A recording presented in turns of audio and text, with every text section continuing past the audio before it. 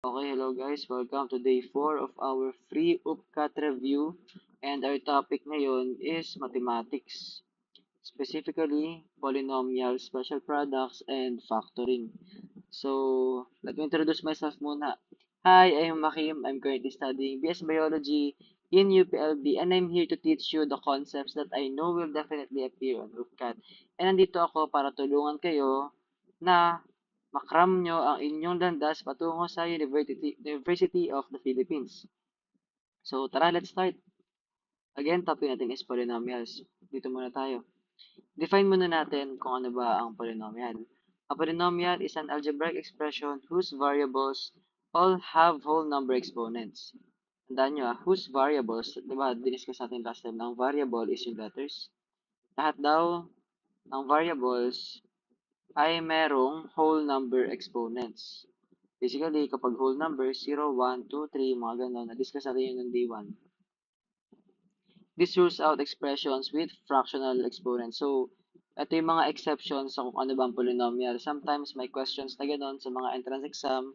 So, dapat malaman nyo kung ano nga ba ang polynomial at kung ano ang hindi counted as polynomial. For example, ito. Ito, this is not a polynomial. Kasi polynomial. Ito. Kasi nga, hindi naman whole number to, di ba? Napag-usapan natin ang whole number ay iba. Check nyo yung day 1 natin para malaman nyo. Anyway, negative exponents ay hindi rin counted. Hindi counted yan ang negative exponents. Because it's not a whole number. Okay? Variables in a denominator or variables under a radical sign. Ibig sabihin, halimbawa, ganyan, that's not considered a polynomial. Pati yung ganito, hindi sila polynomials. Okay? None of these are polynomials. So again, hindi papasok sa polynomial kapag fraction yung exponent ng variable, kapag negative yung exponent ng variable, kapag yung variable is nasa denominator, and kapag nasa radical sign yung variable rather. Okay. So, ayun, may mga ganun lagi sa entrance exams guys, so be very wary about that, okay? Ngayon, define naman natin ang term. A term is one piece of a polynomial, a number, a variable, or a product of both. Yan. And terms are separated by addition or subtraction signs. Guys, ang polynomials kasi, halimbawa is ganito. 3x plus 4y. Ito, isang term to, ganyan. Ang sinasabi, a term is separated by an addition or a subtraction sign. Ibig sabihin, ayan. Yan yung sinasabi. Sineparate niya itong dalawang term na to. Okay? Two terms are like terms only if they share the exact same variables raised to the exact same exponents. Ano ibig sabihin nun? Like terms lang ang mga terms kung exact same sila ng variable and exact same sila ng exponents. Ibig sabihin, this is not like terms. Ito, is this like terms? No pa rin. Ang like terms is kung ganito. Yan, ganyan ang like terms. Okay? By the way, kung medyo nadadalian kayo, kasi syempre obvious na to sa inyo, since grade 7 pa naman dinidiscuss ang polynomials, you can just move forward or this is, kasi medyo binibreakdown ko na talaga siya into details, lalo na sa mga hindi sanay sa math or yung hindi talaga na-gets ang math pero somehow na-survive ang high school. Magstay lang kayo dito kung ganun kayo. Kasi ganun din ako eh. Pati tayo pag ganun. Okay, so the degree of a polynomial is its highest exponent, or for a term with multiple variables, the highest sum of exponents in a single term. The highest sum of exponents in a single term. Polynomials are classified two ways. Ayan. Pwedeng monomial, binomial, trinomial, by that way kung ilang terms yon, and by degree. So again, polynomials are classified by degree, and by terms. Number of terms. Yan.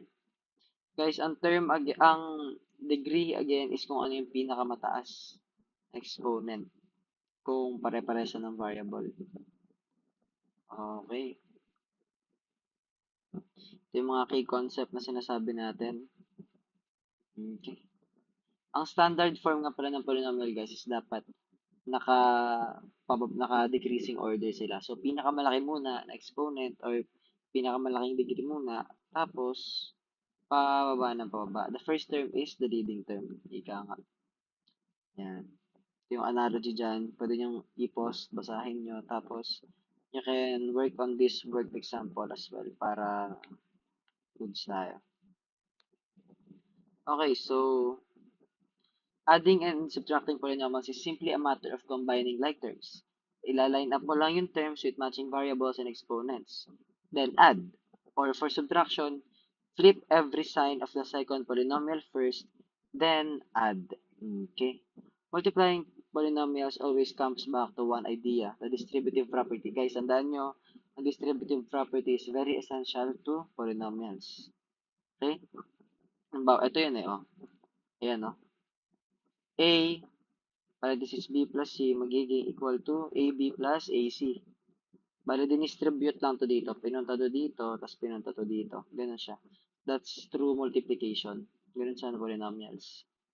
Tapos, in-apply to repeatedly until every term of one polynomial has been multiplied by every term of the other, then combining any resulting like terms.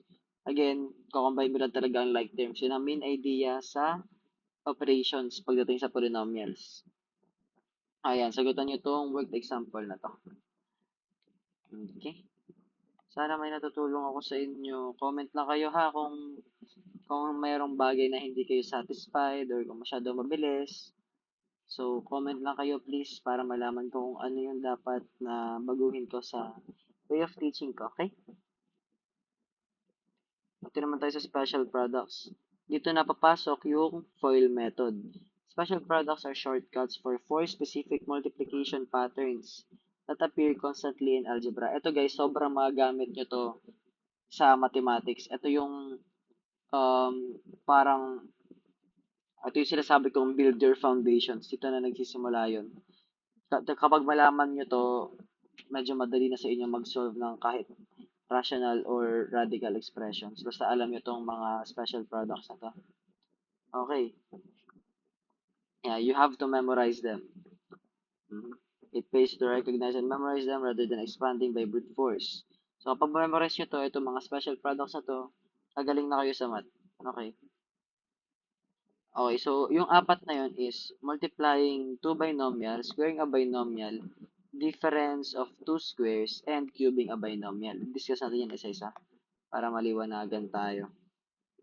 Okay.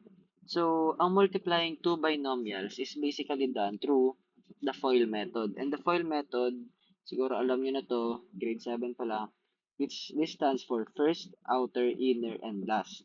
Ganito siya ginagawa, guys. Ganito. For example, is ito. Siguro kaya nyo na i-imagine tong mga letters na to as numbers. Kasi diba sabi ko sa previous video, ang variables is basically numbers na ang variables are basically masks. Minamask nila yung mga number.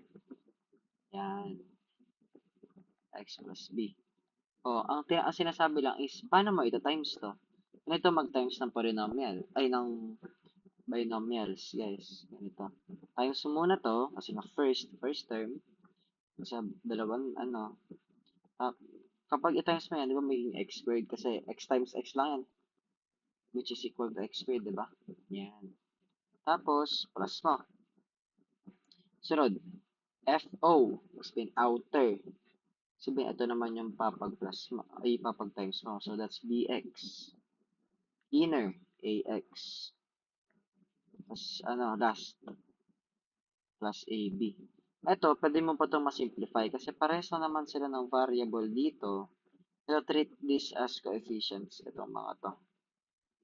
Yan. Kasi parehas na naman sila ng variable dyan. X parehas. So, may x squared plus a plus b x plus ab. Ganyan.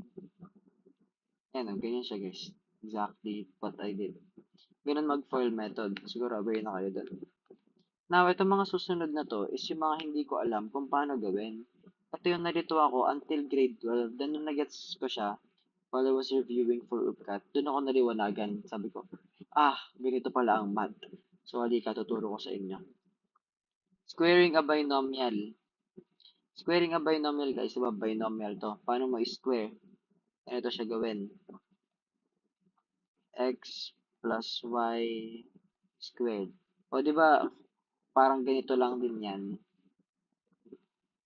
Pero may mas magandang gawin para hindi mo na iisa-isahin pang i-foil method. Memorize mo na lang to. Ang gagawin mo, di ba, wait lang, i-sulat na natin to. X plus Y squared. Ang gagawin mo, guys, is i-square mo muna yung first term, tapos i-times mo sa 2 kung ano man yung product na tong dalawang to, so magiging plus 2xy plus i-multiply this by itself 2, so magiging y squared. Ganyan mag-square ng binomial. Ayan o. Ganyan siya. Exactly kung ano nakasulat dito. Then, doon naman sa difference of two squares, multiplying binomials with the same terms but opposite signs cancels the middle terms entirely. Ibig sabihin ganito, guys. Ang ganyan. X plus y, x plus y equals x squared minus y squared. Kumbaga, papansin nyo, wala na yung middle term. Kasi na-cancel na. Gawa nga. Ang tawag dito is difference of two squares. Basta may makita kang dalawang binomial na na in-expect ka i-operate mo, mas magkaiba ng sign, immediately isipin mo is, oh, difference of two squares to. So, matik, ganito yung magiging itsura niya. Okay? Ito naman tayo sa cubing a binomial. Ang cubing a binomial naman is, ganito. Ganyan siya. Ang cube is basically, yun yung raised to the power of 3. Okay, so, ayan, ganito yung gagawin nyo. Una sa lahat is, di ba, ayan, para siyang ganito, di ba? X plus Y, X plus Y, X plus Y. Para hindi nyo na i-foil method isa-isa, sa uluhin nyo na lang to.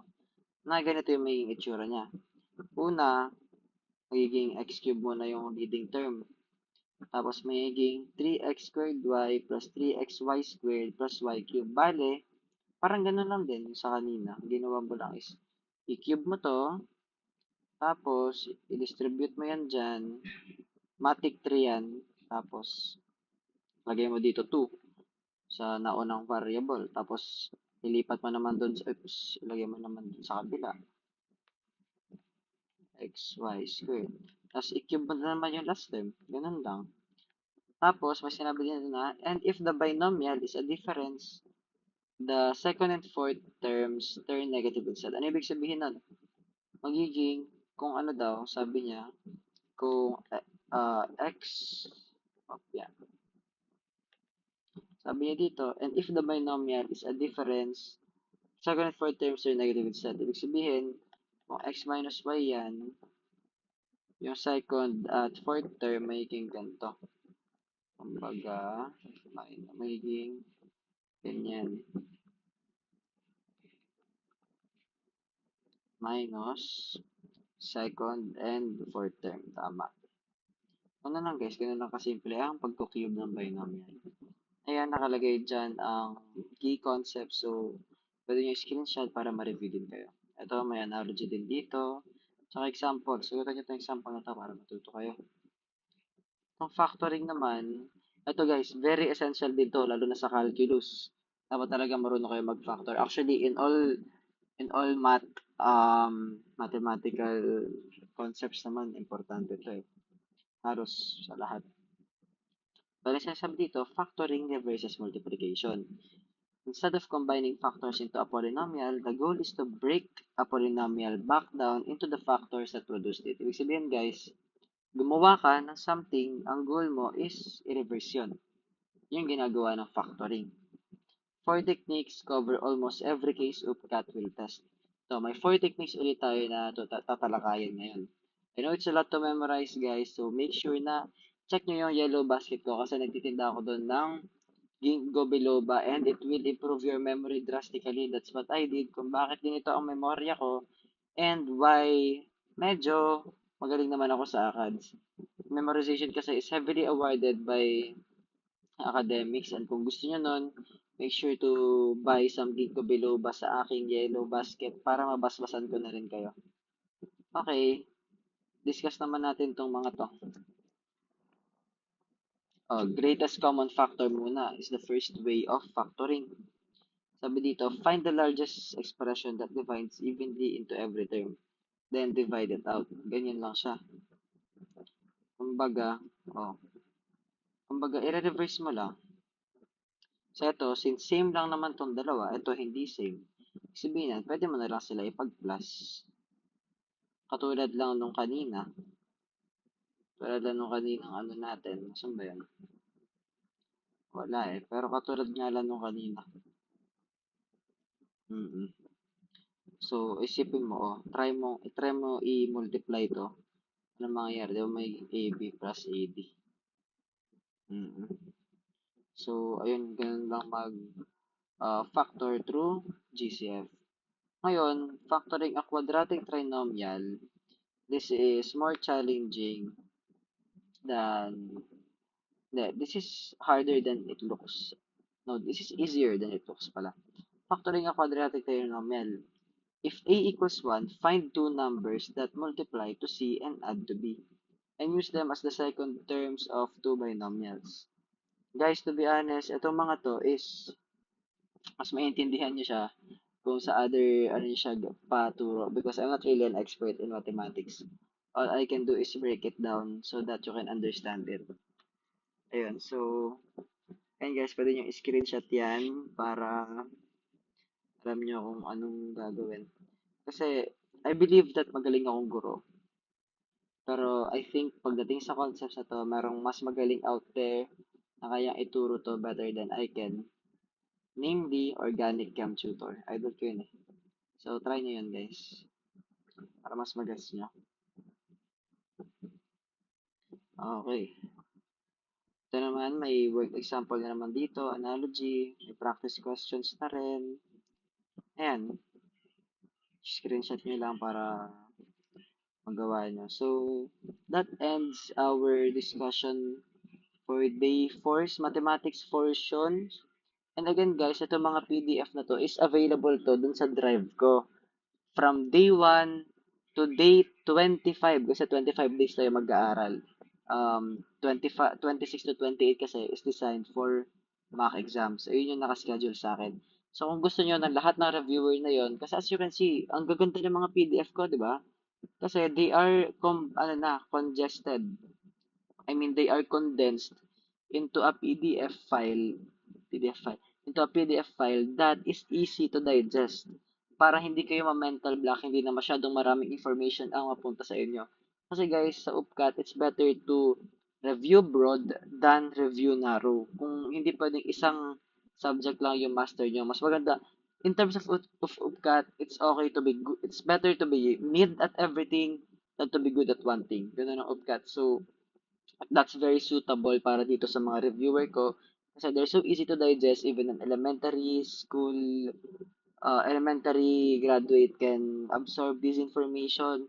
So guys, make sure na i-DM nyo ako kung gusto nyo itong mga PDF file na to kasi may free hindi siya free. May mock exam din ako guys sa language proficiency pati reading comprehension. Kung gusto niyo yun, just DM me because all of these files I'm selling it for only 100 pesos lang. Kaya guys, kung gusto niyo, just DM me and we'll talk about it, okay? Yun lang, bye-bye. See you sa science portion. Ay, by the way, kung tatawa kayo, ba't wala akong gana? It's because ito ang oras, oh. Ito ako dedicated sa inyo. Madaling araw ngayon. Okay, yun lang. Bye-bye.